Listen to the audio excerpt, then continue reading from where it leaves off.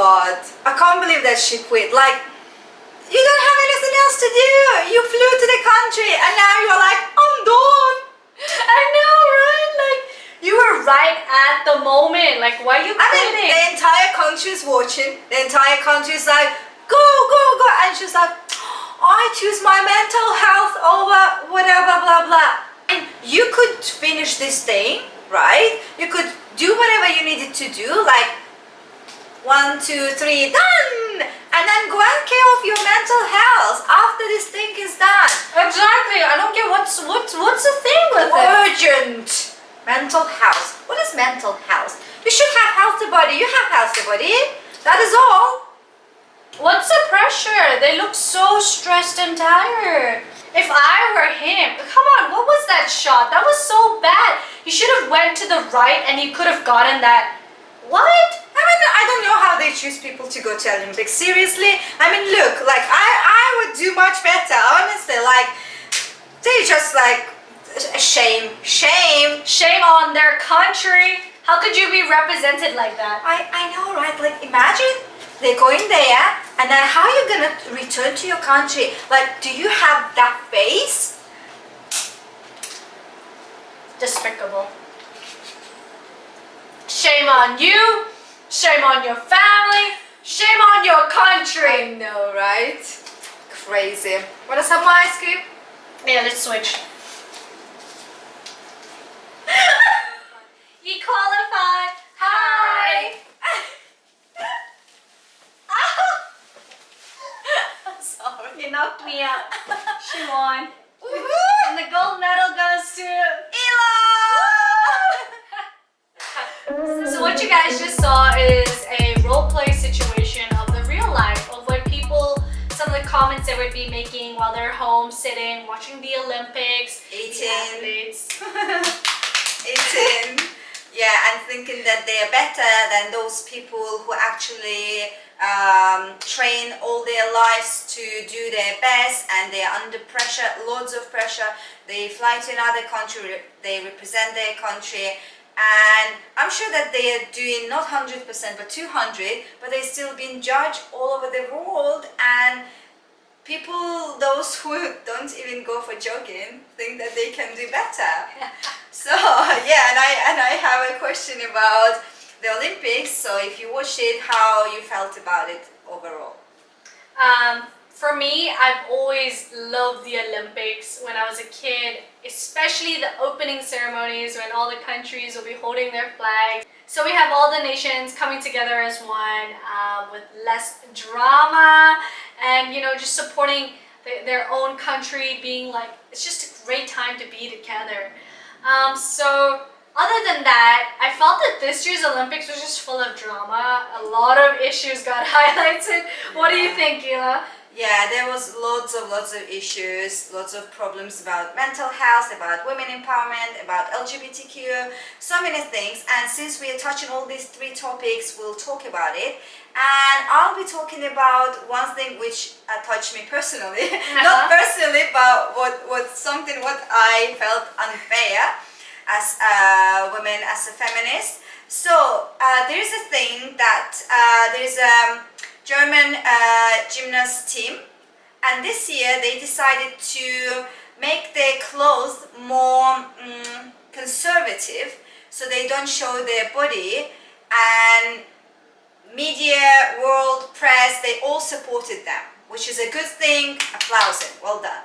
And also there was you mentioned about another team. Oh yeah, the Norwegian team, because they wanted to wear shorts instead of the bikini bottoms, they got fined for it. This is ridiculous. And even Pink, she offered to pay their fine as a support for feminism. Great. Yeah. So it also was supported, defended, celebrated worldwide, because good job, girls. It's not about our body, not double standards, right? It's about sport. But then on the other hand, we have a Muslim team, football team, which were disqualified in 2011. Yeah, it was 10 years ago, but still there are lots of things happening like that, and they were disqualified from by FIFA because of their head wearing. Are you serious? Yes. So, and it was literally a day before they're supposed to play. Oh Can you my imagine? God! They are prepared and then they are like in tears. And the reason was that they were banned for safety reasons. What can you do wearing? Yeah, I think they were carrying a bomb under their scarf. It's all because Islamophobia. Like, it is crazy. And then those girls had a question: how come when white women raise a problem, the world supporting them, and when brown or black girls raise a problem, there's no support, and they never get hurt, nobody's talking about them, they just cover it nicely and like nothing happened, it's all good. And we want to raise awareness and we want to tell people that there are problems happening all over the world with white and black and brown, all freaking colors, but we get hurt only white people questioning things, which is a good, there's still things we talk, we discuss, right? But it is not fair because only one side getting heard and other one is being silent. When I saw the Olympics, I heard about Simone Biles. So she's a representative of the United States gymnastics team. At the end, she decided to withdraw from competing, and because she raised it because due to her mental health condition. And I can imagine, okay, I'm trying to put myself in her shoes, like, you are so stressed, you have the anxiety, you have the reputation of your country, your family, your friends, you have an expectation on yourself, and because you excelled previously, you have even more pressure. And I've seen actually some other athletes where they previously they won a medal. Yeah. And then this time they couldn't get it, and it was just even more defeating because I think they have more. I think even if they get bronze or silver, they will feel bad if they previously got gold. They will be like, instead of leveling up, I'm leveling down. It's very obvious now, like, why the silver medalists, I was observing, they always look unhappy, and that's because they lost in the winning match. Yeah. And then the bronze medalists won in the match that they could have not even gotten a medal. So that's the reason why sometimes the silver medalists may appear to be unhappy or dissatisfied, but eventually when they go home, they're really happy and proud. Yeah. So another athlete that I've heard was Naomi Osaka, and she missed out a press conference, and she was fined for it. That's crazy. And the reason why was, she said she was suffering from immense anxiety, and it's such a personal thing that happened to her, and she probably didn't want to disclose it, but people were pressuring her, like, yeah, you have to have a reason for it. And people want to know. Exactly. They will not believe that it is an issue until they've been through it. Yeah. And that's the whole thing with mental health. They don't understand it, and unless it's like, it's good that people are now coming out about it, so they try to start understanding, like, hey, if a superstar is going through that, how common can it be also for other people? Yeah. Another thing people, I hope, I'm trying to put myself in the athlete's shoes, is that they have to understand that performing at your best is not just physical ability, not just training for many years.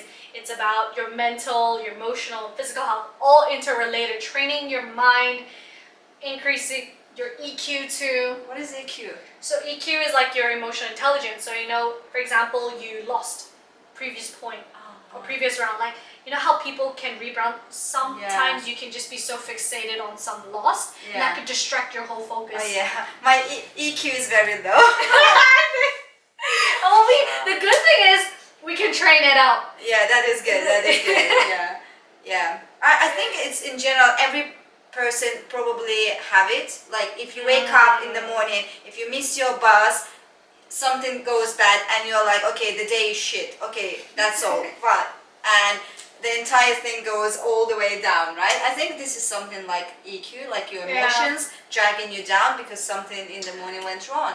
I haven't, when it's raining, people are like, it's such a shit. Yeah. And even everything goes well, just because it's cloudy and gray, it actually influences on your emotions so much. And imagine athlete when it's the Olympic day, it's raining. Oh, Yeah, no. That's No. a lot of things you have to Yeah. prepare in mind to keep focus. What about the period? What if girls on a period? No, please, I don't want to know. Yeah, Probably have they to- can't, like, you can't control it. Yeah, that's true. Imagine you have like also the entire thing, you get emotional not just because it's raining but also your hormones control your entire body and you're like crying there because somebody won and it's your turn next and you're like, I can't run, what's happened? I don't know. That could happen. Oh my god, we girls have so many things to carry. And also, it's just a lot of both internal and external pressure that we have to understand. And something that really triggered me was also learning about the Samena, who is a South African runner. Yes, it's really sad story. I know, so basically she has higher testosterone levels compared to an average female. And so basically, she's won some medals, but basically the federations of the athletes and Olympic, they made her go through a physical examination to prove that she was female. Yeah. And they even questioned that whether or not she was female. And now, in order to compete in the future, she has to go through testosterone hormone treatment, basically, and that could affect her body. And she's like, why? I was born like this. Why do I need to go through something? Yeah, and I'm glad that she decided that she doesn't want to change anything about body because she owns whatever she owns. Like, I don't want to fit your frame because if I'm different, it's not wrong. I'm different, I'm unique. But on the positive note, we also have Tom Daley from the British diving team. Yeah. Who, is really positive and outspoken about his sexuality of being gay. And did you know ever since, I think in the past 10 years, there's been triple the amount of athletes I who think are I've open heard about something their like that. sexuality. That's awesome. Like, proud of people who are not ashamed of who they are and they are openly talking about it and supporting those who are scared to voice up and come out and all those kind of things.